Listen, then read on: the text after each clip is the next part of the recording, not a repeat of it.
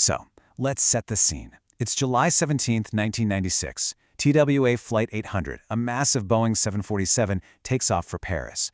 But just minutes later, it explodes over the Atlantic, right off the coast of Long Island. All 230 souls on board are lost. It's an unimaginable tragedy that almost immediately spirals into one of the biggest aviation mysteries of our time. Because right from the start, two completely different stories about what happened in those final seconds began to take shape. And that's where we begin. You know, the entire controversy really boils down to this one simple question. Because while the official investigation would eventually point to mechanical failure, hundreds of people on the ground, on boats, even in other planes, they all saw something that just didn't fit that story. They saw a streak of light climbing up into the night sky right before the 747 turned into a fireball. And listen, these weren't just vague, fuzzy accounts. People gave incredibly vivid descriptions. They said it looked like fireworks going up, not down, or like a flare being shot from a boat. One person called it a glowing dot moving deliberately towards the airplane. The consistency is just remarkable. And we're not talking about a handful of people who maybe saw something weird. No, 258. That's the number of individual witnesses who, according to the NTSB's own files, reported seeing that streak of light moving up. 258 separate accounts, all seeming to point to the same terrifying conclusion. So, what do you do with all those eyewitness reports? Well, they became the foundation for the first and, for many, the most obvious theory, that TWA Flight 800 was shot down. For a lot of people, a missile was the only thing that made sense of what they saw with their own two eyes. Enter Ray Lahr. He was a retired airline pilot, a guy who knew planes inside and out, and he became one of the loudest voices pushing the missile theory. He didn't just think the official story was wrong, he called it a ruse, a deliberate cover-up designed to explain away what all those witnesses saw.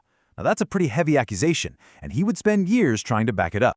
Okay, so here's where it gets a little technical, but stick with me because it's important. Lahr's whole argument was about basic aerodynamics. He said that the moment the nose of that 747 was blown off, its center of gravity would have shifted way back. It's kind of like ripping the front third off a paper airplane. It's not going to fly right. Lahr insisted the plane would have stalled immediately.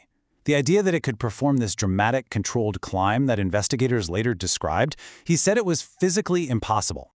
All right, so that's one side of the story. On the other side, you have the official investigation, spearheaded by the National Transportation Safety Board, the NTSB. Their job was to figure out what happened based on cold, hard physical evidence, the thousands of pieces of wreckage they painstakingly pulled up from the ocean floor. And let me tell you, their investigation was massive. While we hear a lot about those 258 witnesses who saw a streak of light, the NTSB actually combed through witness statements from a grand total of 736 people. Their goal was to take every single one of those accounts and see how, or if, it lined up with the forensic data they were collecting from the plane itself. So this is the official timeline, according to all that evidence. It starts with an explosion in a fuel tank deep inside the plane. Now, this is the crucial part. They concluded that the initial explosion and the nose breaking off probably weren't even visible from the ground. It's only in step 3, when the crippled, burning plane is still in the air, that people would have seen anything. And that anything, that was the streak of light. It wasn't something going up to the plane. The NTSB says it was the plane, on fire, climbing uncontrollably. A twist that changes everything. So let's just be crystal clear on this. The official conclusion completely reframes what all those people saw.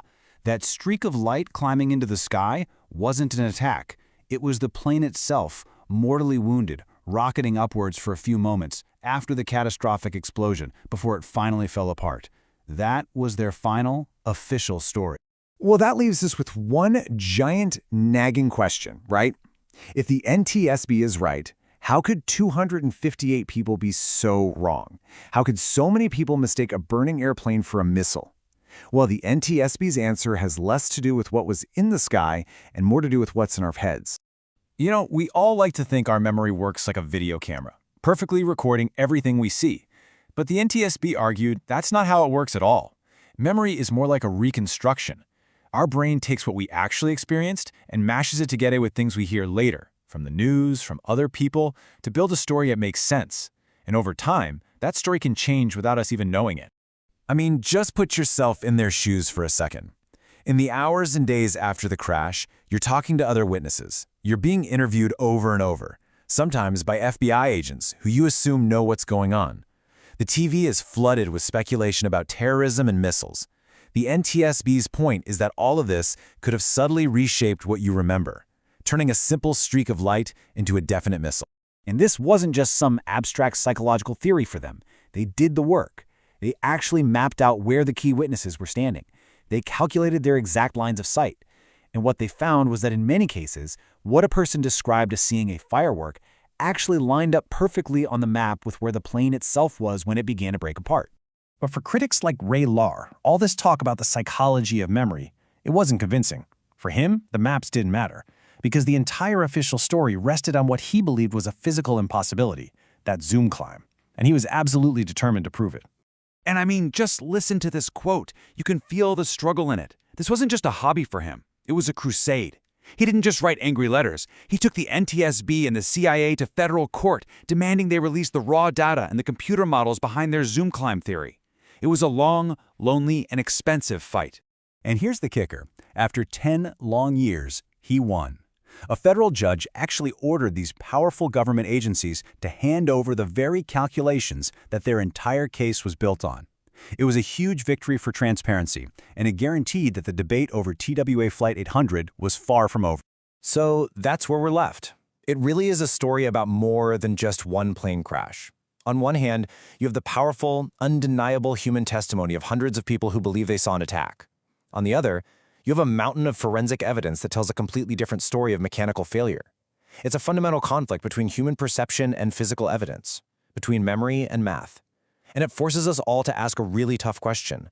When what people saw and what science says happened are two different things, where do you find the truth?